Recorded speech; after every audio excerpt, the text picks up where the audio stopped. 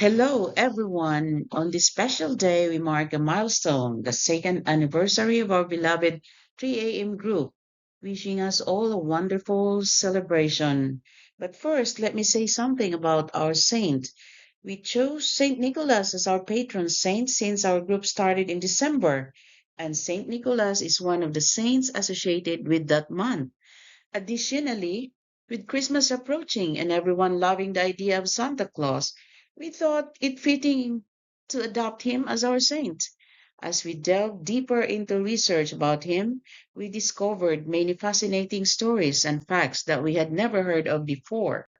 So today, the Saint Nicholas Cluster will present some facts about him. Tara na, let's hear them. Prayer for Saint Nicholas of Myra.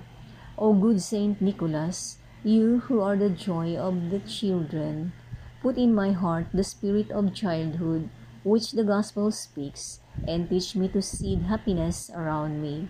You whose feast prepares us for Christmas, open my faith to the mystery of God made man. You, good bishop and shepherd, help me to find my place in the church and inspire the church to be faithful to the gospel. O good Saint Nicholas, patron saint of children, sailors, and the helpless, watch over those who pray to Jesus, your Lord and theirs, as well as over those who humble themselves before you. Bring us all in reverence to the Holy Child of Bethlehem, when true joy and peace are found. Amen.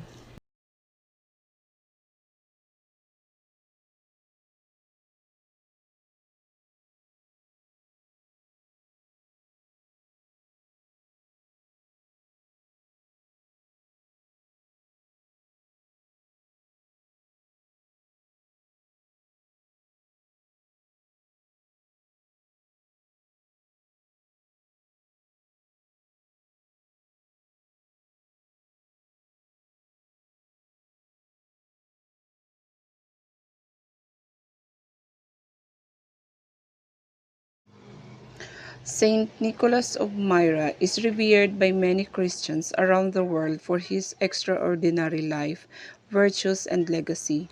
Here are some reasons why he is chosen as a patron saint by many: unwavering devotion, protection and intercession, humility and compassion, miracles and wonders, universal appeal. As a patron saint, Nicholas is often invoked for protection and guidance, generosity and kindness, comfort and solace, safe travel and voyages, children's well-being and education, maritime and sailing safety.